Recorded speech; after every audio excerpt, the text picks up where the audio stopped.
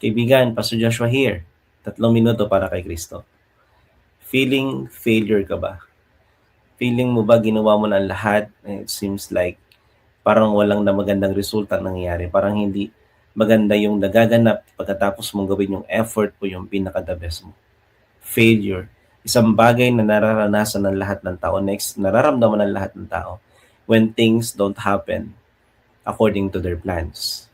Well, sabi ng Panginoon sa Philippians 1 verse 6, God who began a good work within you will continue His work until Jesus returns. So kung kakalimutan kaibigan that God started your journey.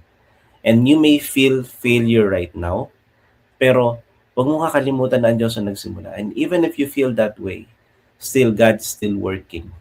Hindi pa siya tapos sa iyo, kaibigan. Nagtutuloy yung journey na sinimulan ng Panginoon sa buhay mo, tuloy-tuloy pa rin yun. Maybe you had a failure because of some wrong decisions along the way, or maybe nakalimutan mo siya along the way. Pero hindi tumitigil yung journey na sinimulan ng Panginoon because ang Diyos na nagsimula, siya ang magsusustain at siya rin po ang magtatapos ito sa iyo.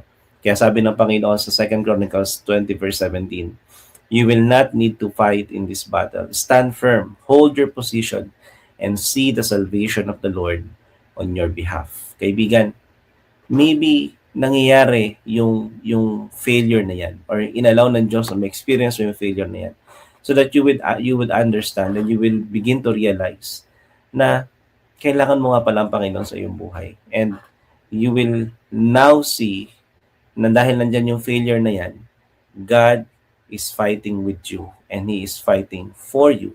Tutulungan ka niya.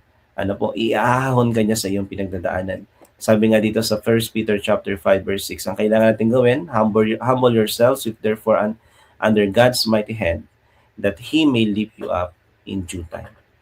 That failure is there so that you would understand that you need Him.